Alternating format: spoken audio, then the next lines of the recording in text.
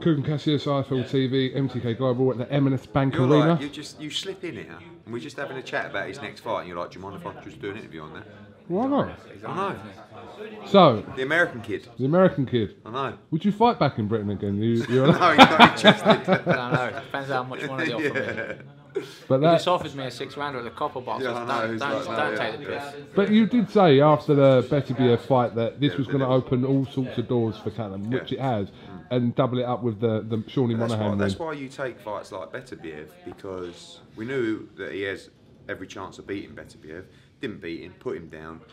Probably, well, definitely the guy who's been closest to beating him. Everyone starts talking about him. He hadn't boxed, he hadn't had the ring time. He had Buglioni over 1 round, that was about it. So, Shawnee Monahan fight was a great fight, and as you just overheard, the reason we're doing this interview is because the fight that we want to make next is the Joe Smith Jr. fight. And Marcus Brown is going to get ordered to fight Bivol, which I think is a great fight for New York. And I'd love to do Joe Smith against Callum Johnson, and if he can beat Joe Smith, I think you should have the winner of Bivol against Brown, to be honest with you.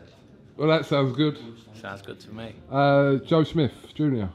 Your thoughts on that, if that fight happens? It's a tough fight again. It's an explosive fight, yeah, style-wise, definitely. because Bivol was very awkward for him.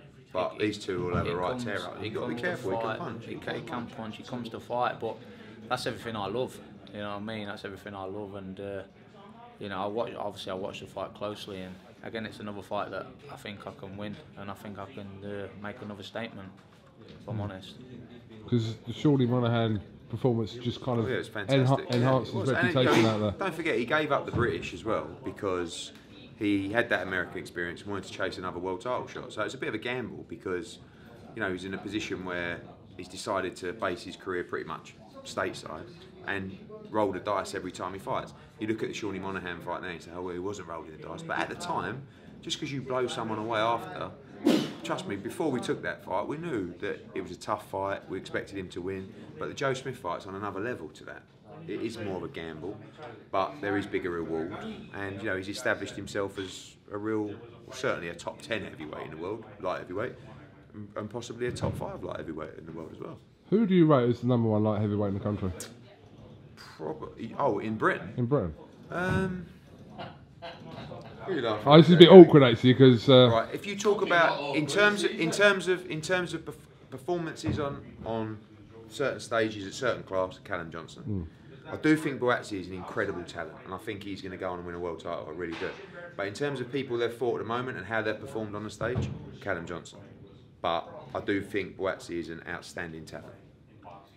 I've probably got to echo that, and I think that's a massive fight. It is a massive down the line. Great fight as well. You know, a big British showdown down the line in maybe a year, 18 months' time. I think me and BuATSI can fill out arenas. You know what I mean? So I agree. I mean, BuATSI's going to probably maybe defend the British once, or he's going to start looking at the kind of fights that he's in now. So why not put BuATSI in with Callum at some point? Like he said, that's a 0-2 filler. It's a great fight, a dangerous fight for both guys because they both don't care about trading. I mean, you saw him doing it with Beterbiev, and BuATSI's a tough bastard. He likes to trade and fight, really grit down on the gum shield and have it, and so does he. So that's going to be one to watch through the fingers. What's your thoughts on YARDE-KOVALEV? I don't think it'll happen. They're obviously... I mean, I can't see why it wouldn't happen because if I had that opportunity, I'd be jumping at it. But they're already making sound bites like it's not going to happen. But, you know, if it does happen, I wish him all the best because at the end of the day, another world title with a British fighter, although he's obviously not in the matchroom camp, but, you know, it's only good for British boxing and, you know, maybe if he won it, he'd start fighting a few British fighters. Where's Hosea? Come in. Cruiserweight charge. Come in. We've just done an interview now, but you kind of confirmed to me the other day that the breakdown in negotiations come from Craig Richards' side. Yeah, but it was more about the show and the space and how many people were on the show and what was available for that show. So I spoke to Craig Richards the other night. Jose watched on TV and texted me, said, tell him I'll punch his head in.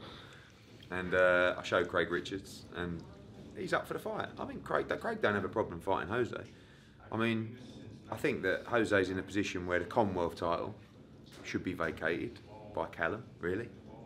Listen, if If Jose can get the Commonwealth title fight, it's already vacated. Don't worry about that. So I think Richards against Burton for the Commonwealth light heavyweight title.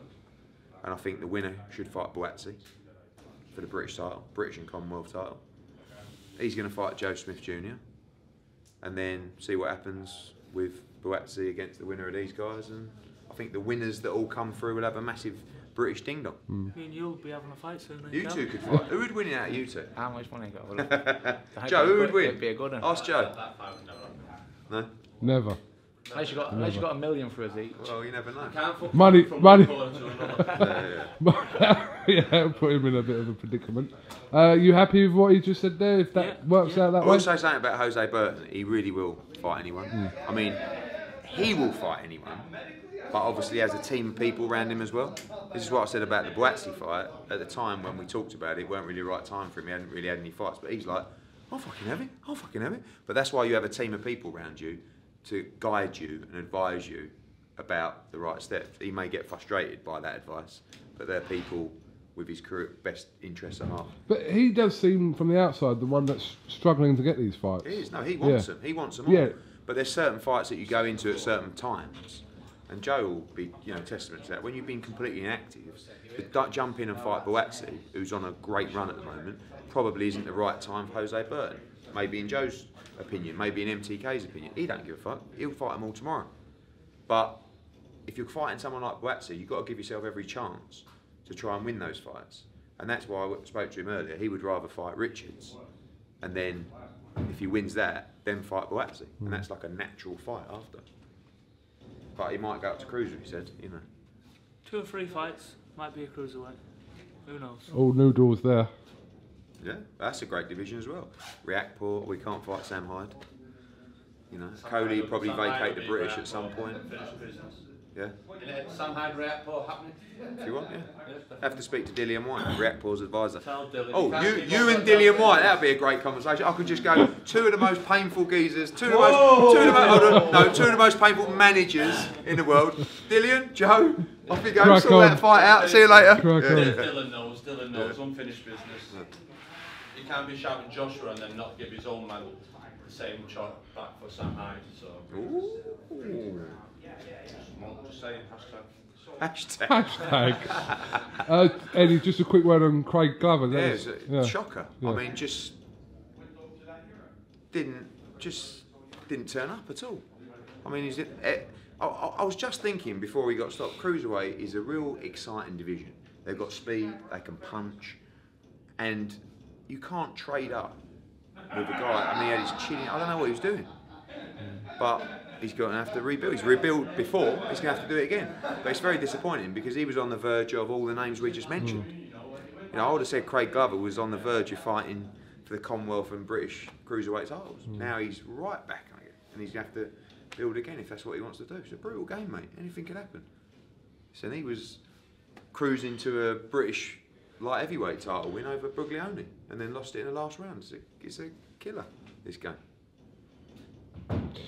All right, Callum. Hosea. See you back in America. Taking the heed of what any propaganda, promoters or WBA rankings, he's the #1 light heavyweight champion, and he's the #2. Is that in the Gallagher camp? No, that's in Britain, the #2. No one at YARDE-KOVALEV has beat anyone of any calibre like Jose Burton, a former British champion. So in my opinion, and mine, he's the #2. In my opinion and mine. Yeah, in 2. And him in 1. So that's it. And until they beat a Jose Burton or Callum Johnson, they remain the top 2. Okay. Hashtag just saying. Okay, Joe. Hashtag Gallagher's gym. Thank you, Joe Gallagher. Right, I'm gonna go and watch this thank you fight. very much. All right.